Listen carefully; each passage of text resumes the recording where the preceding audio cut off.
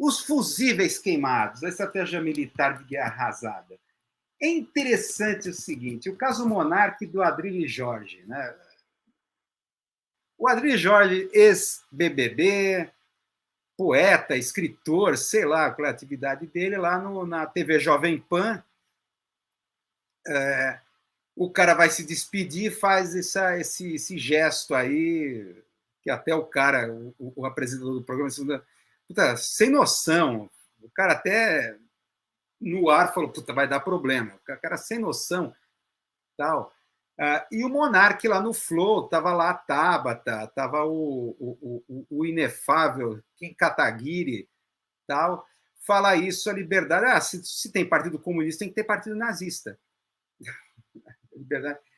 É claro, é interessante, esses mesmos nomes, é interessante essa coisa. De repente, a mídia, a grande mídia, que se sente guardiã da democracia, se insurgiu.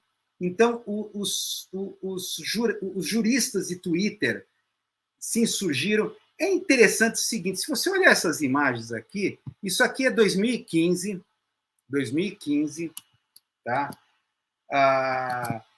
Isso aqui, mais explícito, não ocorreram isso aqui em 2015. A gente sabe que eram épocas que o auge, né, do jornalismo de guerra para derrubar o governo Dilma, tal.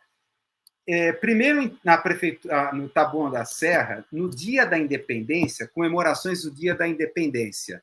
Taboão da Serra, São Paulo, vocês estão vendo ali à direita. O tema era Jogos Olímpicos, era Olimpíadas, porque haveria no outro ano Olimpíadas aqui no Brasil, lá no Rio de Janeiro.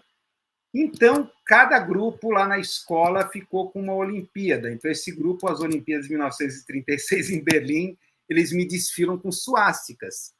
E, ao mesmo tempo, aqui também nos banheiros da Unesp, em Bauru, também nesse mesmo ano, pichações com citações racistas. O Unesp está cheio de macaco, mulheres negras fedem para cima. Que, de repente, começaram a surgir pichações do nada em banheiros da Unesp.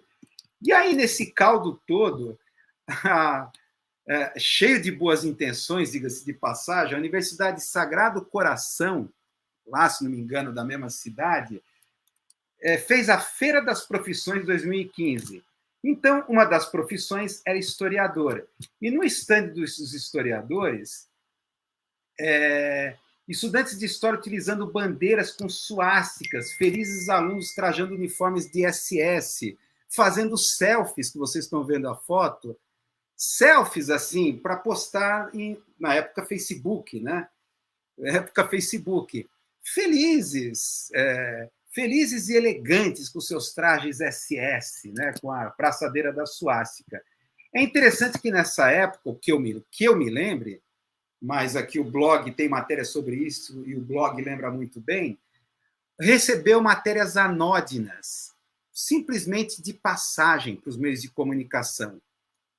Nada. A justificativa da Universidade Sagrado Coração é assim: não, era um stand expositivo.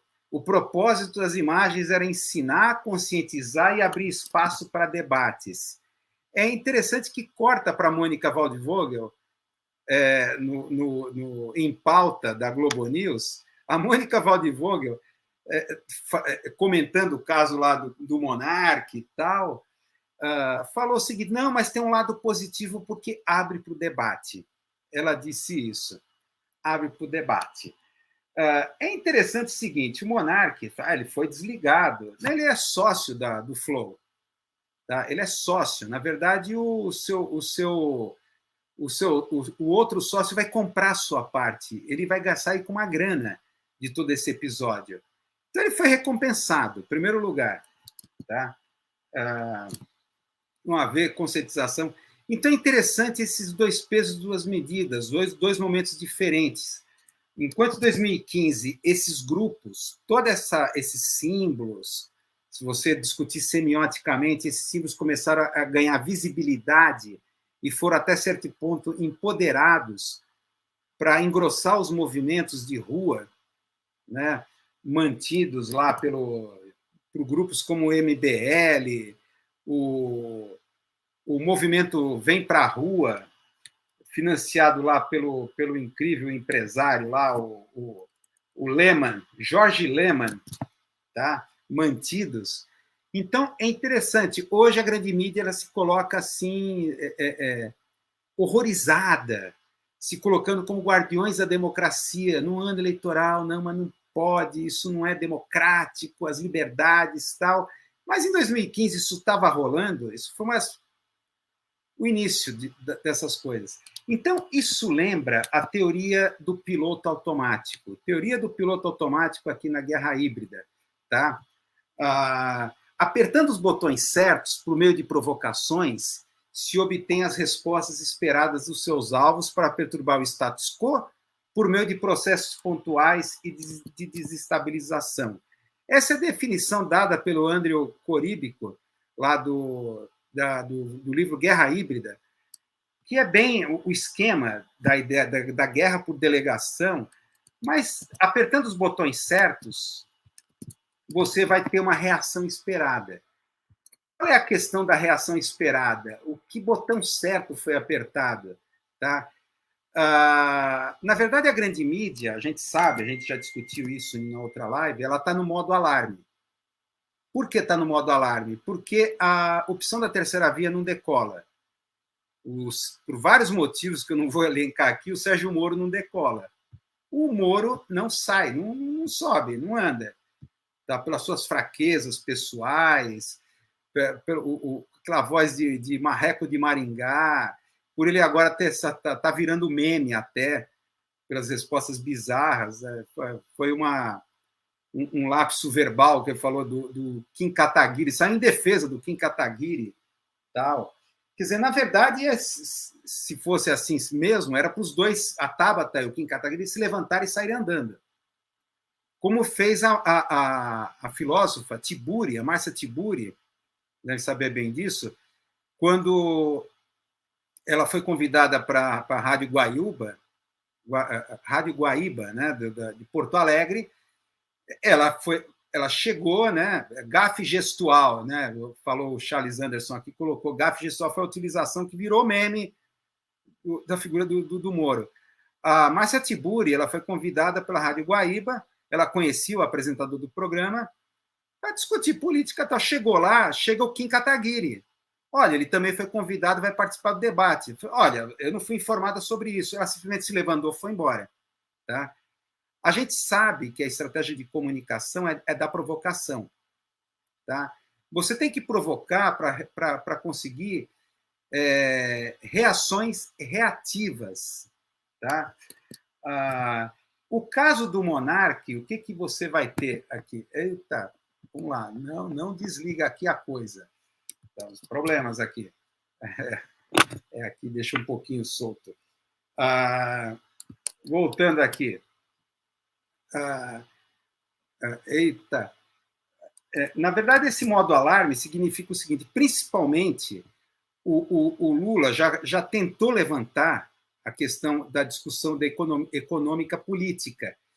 Vê o caso aqui da questão aqui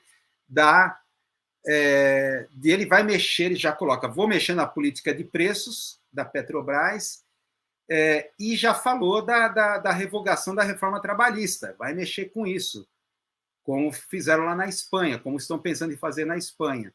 É interessante que essa frase dele já ligou, fez a grande mídia ligar o modo alarme, porque o Lula parece ter feito assim a demarcação, olha, eu estou desse lado, vocês estão do outro, com um risco colocado no chão. É interessante que nas eleições de 2006, vocês devem estar lembrados, ele jogou o Alckmin, que era o concorrente, olha, ele vai privatizar a Petrobras. Isso pegou muito mal, vocês estão vendo a foto ridícula aqui, que fez o Alckmin se vestir com uma roupa cheia de logos de estatais. Olha, eu não vou privatizar coisa nenhuma. Ele sabe, o Lula sabe que isso não pega bem, não cai bem na opinião pública. Tá? Então, a grande mídia, ela sabe que não dá mais para enfrentar o Lula da forma como enfrentava antes. Tá? As acusações de corrupção, tal, a suspeição do Moro, que, aliás, a jornalista Ana Flor, num ato falho que a gente comentou a semana passada, ao vivo, comprovou o porquê da suspeição, ao falar que ele era um juiz que investigava e julgava. Tá? Então, está no modo alarme. Por que modo alarme? Porque o Lula está levando a discussão para o campo econômico. A gente sabe, 9 em cada 10 colonistas, entre aspas, concordam, falam nos meios de comunicação. O tema da economia vai ser o tema dominante do debate eleitoral desse ano. Tá? Mas a gente sabe que o golpe, tudo que foi feito aqui no Brasil foi em função para implementar as medidas neoliberais, a autonomia do Banco Central e tudo mais. E como está dando ruim com a crise econômica, inflação, desemprego, uma série de coisas, essa falta de esperança que já está no ar, olha, não vai, esse ano vai ser pior, vai continuar. E a política monetarista do Banco Central de toca aumentar a taxa Selic, achando que isso daqui é inflação de demanda, tá? Quando se aumentar juros quando há inflação de demanda, quando há um aquecimento da economia, mas não há aquecimento, há uma depressão econômica. Então, aumentar juros em depressão econômica vai dar ruim. Então, a mídia quer fugir do debate econômico a todo custo, embora admita que vai ser o dominante. Então, como fazer isso? O apito de cachorro, entre aspas, aquela coisa, foi aquele artigo lá do Risério, da Folha de São Paulo, sobre o racismo inverso. Foi o apito de cachorro. Isso produziu um freak-out. Então, lacrações, abaixo-assinado, notas de repúdio. Isso produz, e todos esses casos, o Moise, o assassinato covarde dele lá na Barra da Tijuca, no Rio de Janeiro, tudo isso que aconteceu aumenta a temperatura da guerra cultural. A grande mídia quer, por todas as vias, tentar trazer o debate eleitoral para a guerra cultural. Tá? Aí começa essa coisa de apertar, esse apito de cachorro vai apertar o botão. Aumenta a temperatura, aí vem as reações esperadas. Uma delas é desse Monark e desse Adrilles. Monark, a gente sabe, foi um youtuber que ganhou muita grana nessa área de games. Então, ele veio daquele caldo que a gente falou ali do jornalismo de guerra, de repente suásticas aparecendo e sendo mostradas através de matérias anódinas, né? Como se nada tivesse acontecendo tal, no país. E aí o que acontece? Não está carregando aqui. Eita, meu. Também já está próximo do final aqui. Tá. Carregou, perdeu, ganhou. Está parecendo o Galvão Bueno. Meu Deus do céu. Então, já até esqueci o que eu estava falando aqui. Eita. Lost in Live. Então, o que acontece? Então, claro, o Monark, tá, veio desse caldo. Então, de repente, no meio do aumento da temperatura política, movimento anti-impeachment e tal, essa molecada, nesse caso o Monark, do alto dos seus milhões de seguidores, de grana, eles se viram, de repente, pô, eu também quero participar, eu também vou surfar na onda, tá? Da onda do quê? Do politicamente correto, que começava a pegar, séries como Guia da História Politicamente Correto, em canal fechado, e tudo isso estava acontecendo, surfaram na onda. E eles se acharam tendo já consciência política. Eu estou tendo consciência política, eu estou saindo do game e estou entrando na política, eu estou participando. E os meios de comunicação, claro, pegando essa gente como informação de pauta, para dar opinião, que eles estavam qualquer coisa para engrossar, nem que seja extrema-direita, para engrossar o caldo do movimento anti-Dilma. Para depois, agora, a mídia falar que não tem nada a ver com isso. O que ocorre? Então, tirar. O modo alarme atual é trazer para o campo da guerra cultural. Então, toda a questão o nazismo, esse pessoal que vai contra as liberdades, a intolerância, Então, é fugir, digamos assim, botar esses aloprados que vão agir. Essa é a questão da política do piloto automático. Ação e reação. Então, eles vão aparecer, falar, porque, digamos assim, figuras como esse Adrilles, esse Monark, a realidade mudou, mas eles ainda estão funcionando como zumbis. Eles ainda estão achando que estão naquela... Ser politicamente incorreto é legal lacrar, politicamente correto, lacrar, falar uma coisa, ser diferente e tal, e falar essas coisas. Tá? Então, isso funciona para essa estratégia de fugir da discussão econômica, principalmente economia política. Só que, é claro, o PMIG e o Partido Militar Golpista nisso, eles estão vendo que a terceira via não vai, não cola, não está decolando, né, a questão do Moro e tal. Claro, eles estão já com o plano B. Certamente, eu acho que com o que eles estão fazendo, todo esforço, é que Bolsonaro, com seus 25%, 30%, consiga ir para o segundo turno. É isso que eles estão fazendo, né? Eles estão querendo fazer isso. Carrega aqui. Então, o plano B deles é chamada política de terra arrasada, ou estratégia de terra arrasada. Vamos ver aqui. Aqui, estratégia arrasada. Um pouco de história, já que estamos falando aqui em nazismo, né? Vamos falar aqui um pouco de história. Vamos ver se pega aqui também. História, tá uma história rolando aqui que não está carregando. Fiozinho. Não está carregando aqui, fiozinho, não carrega. Vocês sabem, né, que foi a grande estratégia russa contra Napoleão e também da União Soviética contra a invasão nazista foi a política de terra arrasada. Como? Recuar para o interior do país, chamando as tropas invasoras e, no caminho, queimar tudo, destruir tudo. Alimentos, casas e tudo mais. Destruir tudo. De tal maneira, de tal sorte, que as tropas invasoras não vão ter lugar para ficar e nem alimentos. Vão depender do envio de alimentos do país invasor, o que logisticamente é demorado e complicado. Tá? Principalmente atraíram para o cerco de Stalingrado. Stalingrado foi o grande ponto de resistência. Na verdade, foi um capricho de Hitler, né? A gente sabe, porque Stalingrado leva o nome de Stalin, então ele achava legal, a estratégia de propaganda seria muito simbólico fazer Stalingrado cair. Tá? Então, houve uma resistência, eles resistiram ao máximo, foi assim, mortes assim, mas toda essa resistência para esperar a chegada do inverno. E quando chegou o inverno, não tinha casa, alimento nenhum.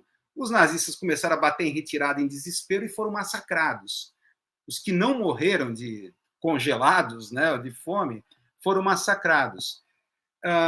Isso é uma estratégia de campo, uma estratégia militar. Tá? Mas a gente sabe que a guerra híbrida se trata de pegar essas velhas estratégias do campo de batalha e trazer para o campo do simbólico, para o campo da comunicação. Tá? E o que acontece? Se você perceber bem, a pauta prioritária do Congresso, do governo, que o governo quer a pauta prioritária, que tem que passar, está passando, entre elas, né, vamos enumerar algumas que estão passando. Para começar, a bomba fiscal, muitos estão chamando de bomba fiscal, tirar os impostos para evitar o aumento dos combustíveis, ou seja, você vai perder renda, o Estado vai começar a perder grana. Tá? A desoneração da folha de pagamento, perdendo grana da Previdência Social, a contribuição da Previdência começa a cair. Isso aqui que foi noticiado na própria Globo News, vocês estão vendo, medida provisória do governo pode gerar prejuízo de 5,5 bilhões ao ano no PIB. O aumento repentino na taxação da indústria química. Tá? Isso faz parte, silenciosamente, apesar de todo esse freak-out, em torno de todo esse freak-out de guerra cultural, tudo, silenciosamente, ele está tentando passar essa estratégia de terra arrasada.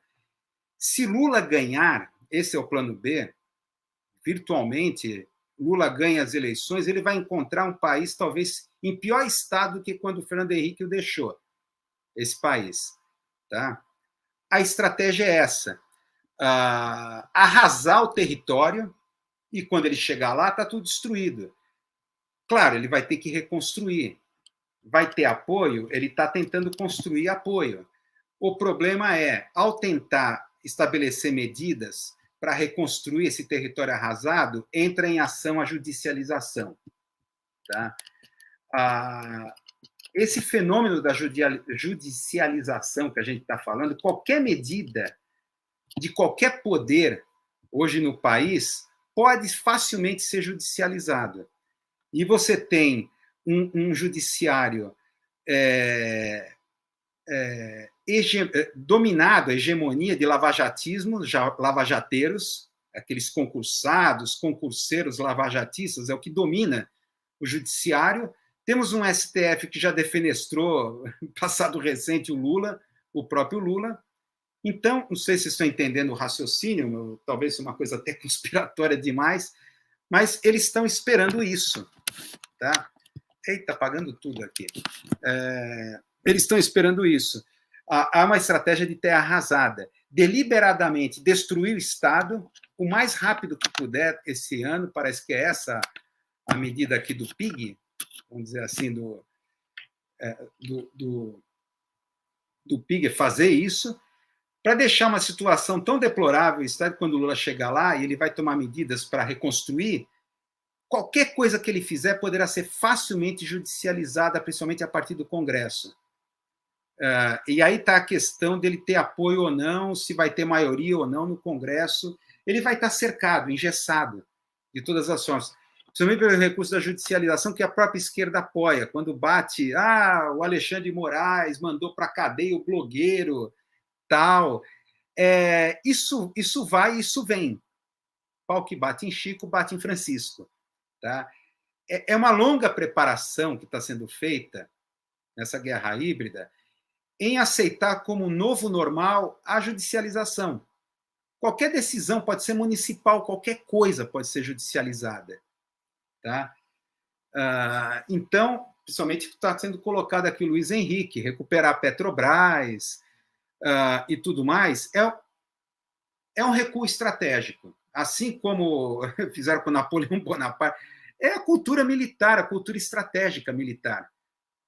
É impressionante. E isso está passando silenciosamente, porque você vê aí a opinião pública dominada pela questão da guerra cultural. Enquanto a questão de economia política, mídia está no modo alarme, ela não quer que isso seja discutido.